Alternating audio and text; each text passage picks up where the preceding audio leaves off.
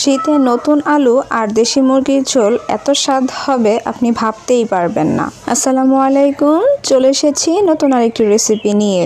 আজকে তৈরি করে দেখাবো একদম দেশি মুরগি দিয়ে আর নতুন আলু দিয়ে নতুন একটি রেসিপি, যার স্বাদ মুখে লেগে থাকবে। রান্না শুনে একই মনে হলেও মশলাগুলো দেওয়ার ধাপ আলাদা, তাই রান্নাটা এত স্বাদ হয়। পুরো ভিডিওটা লাস্ট পর্যন্ত দেখার জন্য সবাইকে অনুরোধ করছি।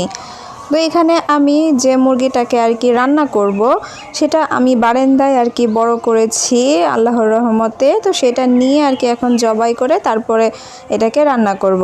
তো ওদিকে ওটাকে আমি প্রসেসিং করছি, ওইটা আর দেখাইলাম না কারণ ইউটিউবে কপিরাইট ইস্যু হয় তাই। তো এখানে আমি নতুন আলু কেটে নিচ্ছি, আলুটাকে ছিলে নিয়েছি, তারপর ধুয়ে নিয়েছি। এখন আলুটাকে লম্বা থেকে মাঝখান থেকে শুধু 2 টুকরো করে নিয়েছি। যেই সাইজ আলু আছে আমার কাছে তাতে 2 টুকরো করলেই হবে, আর আপনারা চাইলে 4 টুকরো করতে পারেন। এখন আমি পেঁয়াজটাকে কেটে নিচ্ছি। পেঁয়াজটা দেখতে পাচ্ছেন আমি কিন্তু আড়াআড়িভাবে কাটিনি, লম্বা করে কেটে নিয়েছি।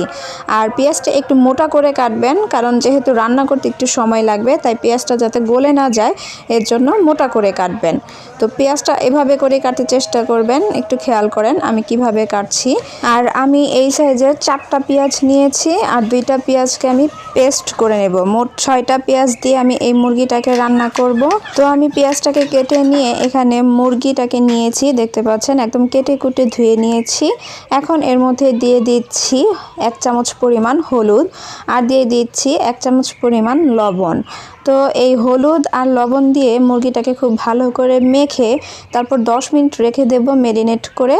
তো শুধু আমি হলুদ আর লবণ দিয়ে কিন্তু ম্যারিনেট করে নিচ্ছি, অন্য কোনো মশলা দেইনি। তো এখন চুলায় চলে যাব। চুলায় একটা প্যান বসিয়ে দিয়ে তাতে দিয়ে দিচ্ছি পর্যাপ্ত পরিমাণের রান্নার তেল, তবে একটু বেশি করে দিবেন যেহেতু অনেকক্ষণ ধরে রান্না করতে হবে। প্রথমেই দিয়ে দিলাম 2টা তেজপাতা, 5 থেকে 6টি এলাচ। এলাচের মাথাটাকে ফাটিয়ে দিতে হবে যাতে করে সুঘ্রাণ বেরিয়ে আসে। দিয়েছি কয়েকটি লং, আর দিয়ে দিচ্ছি 3 টুকরা দারুচিনি। এটাকে দিয়ে 1 মিনিটের মতো ভেজে নিতে হবে। তারপরে দিয়ে দিতে হবে সেই কেটে রাখা পেঁয়াজ। এখানে আমি 4টা পেঁয়াজ ধরে দিয়েছি, আর দিয়ে দিচ্ছি 8 থেকে 10টি কাঁচামরিচ। শুধু মাথাটাকে আমি একটু হালকা করে ফাটিয়ে দিয়েছি, এছাড়া আর কিছুই নয়, আস্ত আর কি কাঁচামরিচটাকে দিয়েছি। তারপর 1 থেকে 2 মিনিটের মতো এই পেঁয়াজটাকে ভেজে নিতে হবে। যখন পেঁয়াজটা হালকা ব্রাউন কালার হয়ে আসবে, একদম পুরো ব্রাউন কালার নয়, হালকা ব্রাউন কালারের সময়ই দিয়ে দিতে হবে এই মেখে রাখা মাংসগুলো, মানে ম্যারিনেট করা মাংসগুলোকে দিয়ে এই পেঁয়াজের সাথে ভাজতে হবে। তো আমি যেভাবে দেখাচ্ছি ধাপে ধাপে যদি আপনারা এই রান্নাটা করেন, রান্নাটার স্বাদ এত গুণে বেড়ে যাবে যা আপনাদের মুখে লেগে থাকবে। একবার এভাবে করে আমার মতো করে রান্না করে দেখতে পারেন।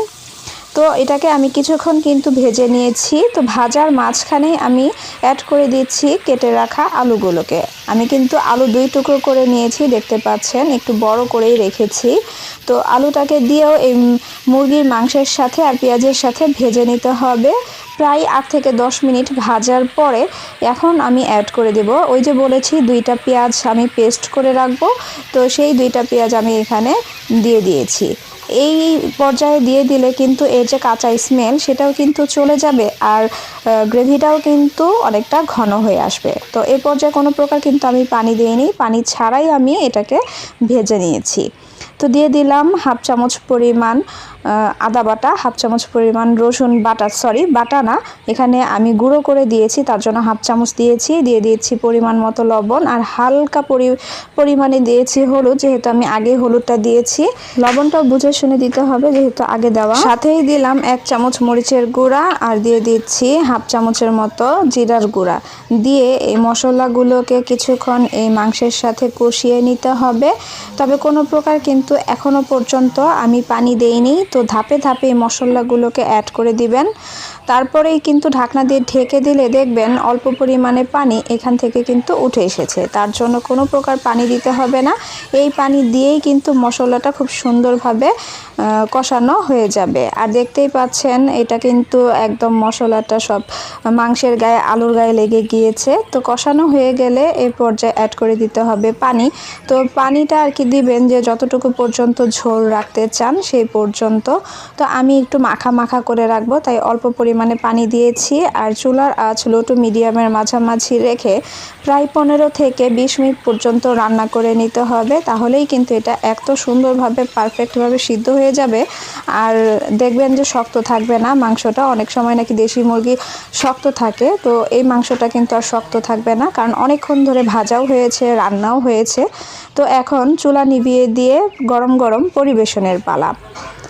একটু দেখলেই বোঝা যাচ্ছে কিন্তু যে মশলাটা একদম মনে হচ্ছে আলুর ভিতরেও ঢুকেছে, মাংসের ভিতরেও ঢুকেছে। তো এইভাবে করে কিন্তু আপনারা ধাপে ধাপে মশলাগুলো দিয়ে তারপরে মাংসটাকে রান্না করবেন, তাহলে দেখবেন এটা খেতে যে এতটা মজার হয়ে থাকে। তো আমার রেসিপি আজকে এ পর্যন্তই। রেসিপিটি কেমন লেগেছে তা কমেন্ট করে জানাতে কিন্তু ভুলবেন না। আর রেসিপিটি ভালো লেগে থাকলে প্লিজ একটি লাইক দিয়ে ফ্রেন্ডস অ্যান্ড ফ্যামিলিদের সাথে শেয়ার করে দিবেন। আমার চ্যানেলে নতুন হলে চ্যানেলটি সাবস্ক্রাইব করে পাশে থাকবেন।